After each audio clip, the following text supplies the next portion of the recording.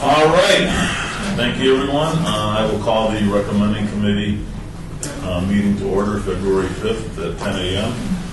Agenda number 1 is call the meeting to order, which I just did. And number 2, we're in compliance with the open meeting law. Thank you. Number 3, agenda item is bill number 2018-1, possible action levies assessment for special improvement district number 1521 at Gowan Road and Durango Drive, proposed by Mike Jansen, acting director of public. Good morning, Chair and committee members. I'm Alan Pavelka, for the record, City Engineer for the City of Las Vegas.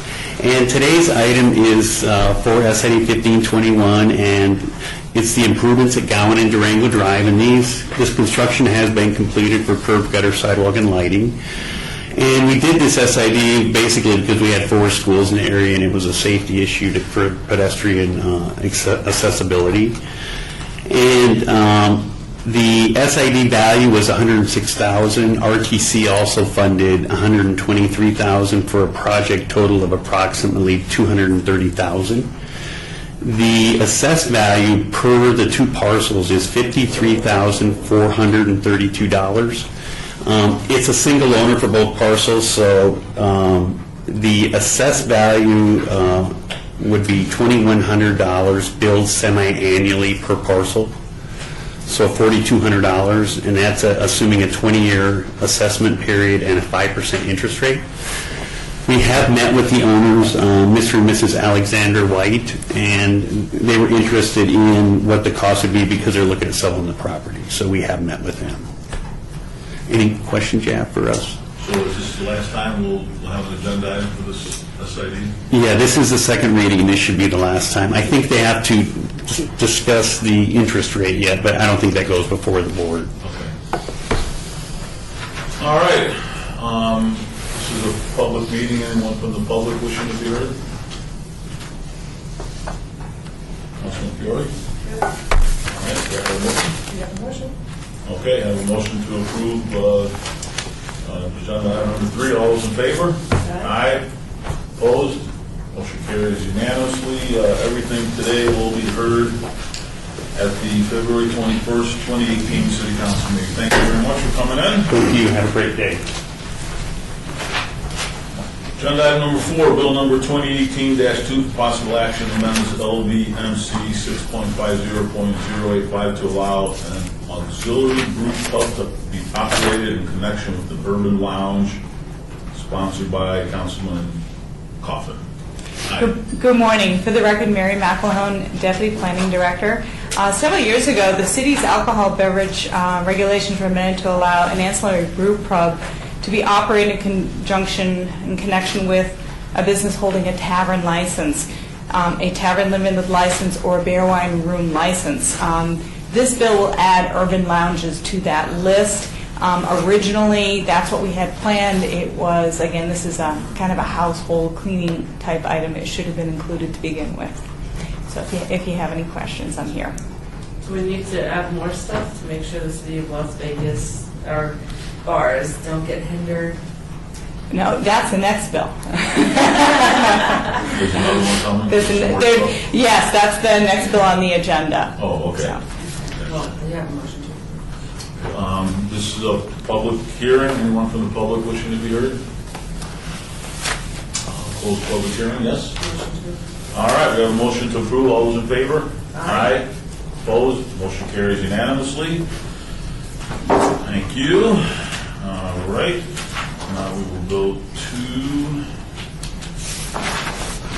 agenda item number 5, bill number 2018-3, possible action on amendments provision LVMC chapters 19.12, 19.18, and 6.50 to establish zoning and licensing regulations regarding auxiliary craft distilleries and to allow packaged liquor off-sale establishments in the CPB zoning district, sponsored by Ricky Barlow. Okay, for the record, Mary McElhone, Deputy Planning Director.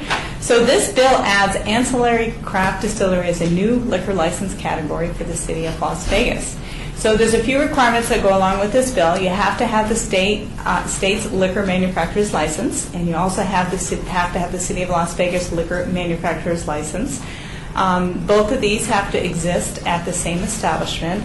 But what this does is it allows for off-site sales of craft distilled beverages for those produced on site, and also allows for on-site consumption of samples of the spirits that are actually produced on site. Pursuant to the Nevada revised statute, there are a few limitations. The samples are limited to 4 fluid ounces per person per day, and they can sell spirits for off-site consumption, but they're limited by the state to 1 case per person per month, not to exceed 6 cases per year. This bill also allows for these establishments to have on-premise consumption.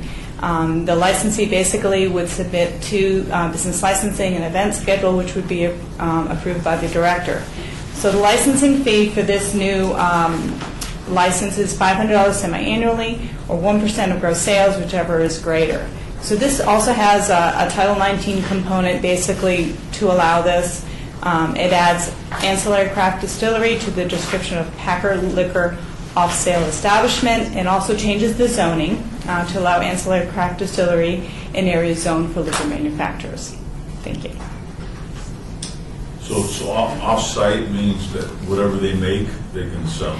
Right. So whatever they're producing on site, Well, just- they're just what allowed they're producing. just what they're producing, and it is limited by state, so they can't sell a lot of their product. It's basically 1 case per person per month, with a maximum of 6 cases per year. I think it's a little too strict for me, but I'm good with it. I would, if you're making the alcohol, and I've dealt with this up in Carson City a lot, and I think if you produce it and, let's say I want to buy 12 cases and, for Christmas and give everyone whatever, but this is a good start, and I'm hoping to expand it. Okay, this is a public hearing. Anyone wishing to be heard? My name is Nick Strausser. I am the master distiller for N. Scott Distillery here in Las Vegas. We first established ourselves 2 years ago, and I just want to, if you indulge me, I just want to plant a few seeds, because I have you guys, and there's going to be more of us coming your way and more requests coming your way. I love your thinking. It's accurate. One thing I want you to understand about Nevada, because this is going to come up in craft distillers, Nevada is a 3-tier state. I may not retail, and I may not distribute my own product. And it's the same for everybody else. A retailer can't make product, can't distribute product.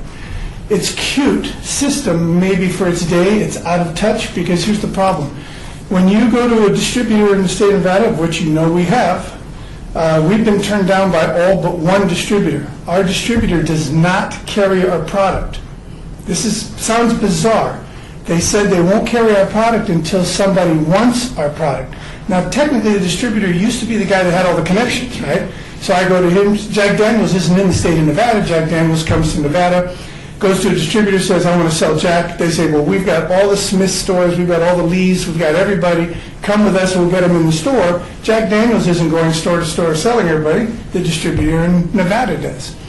With craft distillers, not so much. If you're a salesman and you're going to get a commission of $4,000 putting Jack Daniels in stores, and my little store, I'm not known yet. My product's brand new. And so you go to Kenny Lee at Lee's Discount Liquor, and he goes, this is kind of cute.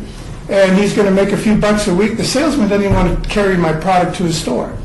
So what we're finding out, George at Las Vegas Distillery is having a similar problem. Even though he's in Henderson, he has to do the same distributor in Nevada we do. He was almost crushed. He's been at this almost 10 years, and he hasn't turned a profit yet. This is important to note, because craft distillers, much like craft breweries, craft wineries, we're gnats on the face of this business. And so my only way to make money, George makes 90-something% of his income from selling from his distillery. He does tours, tastings, and sells direct to the public. It's a very slow, tedious way to pay your bills and make a living. We've been at this with City of Las Vegas for 2 years, and we're now still trying to get the rest of our license built, which is we need to sell our product. So imagine that. I've had a license with the City of Las Vegas for over a year, and I'm not allowed to sell my product. So when I'm asking you this because we've had a delay on this process, and we've now eaten 3 more months of not being able to sell our product. We pay rent, we pay taxes, we pay our fees, we pay everything. We have no income coming in. Yeah, it's horrible. So if somebody starts telling you about a distributor, well, why don't you go to a distributor? It doesn't exist. And that's not Nevada, by the way. That's all states. You can hear about it from distillers all over the country.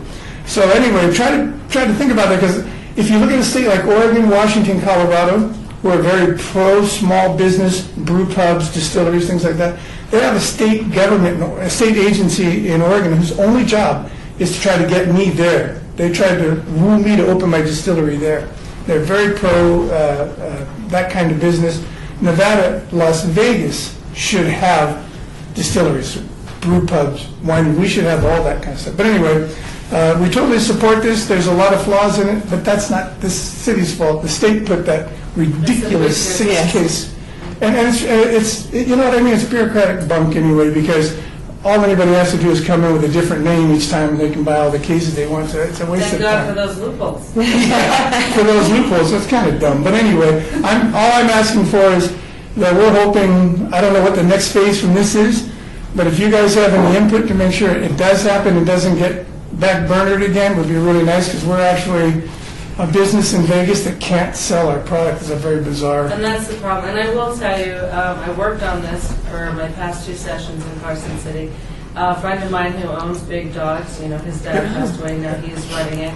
He's shut down a couple of his Big Dogs simply because they brew at one place, and because of the 3-tier system, they cannot even take the beer that they brew from their brewery to their own second location. Correct. So this is definitely not the form of business capitalism that I see. And whatever, Mary, we can do as a city, with our ordinances to make sure we move our businesses forward. I'm not going to speak for him, but I know what they'll say.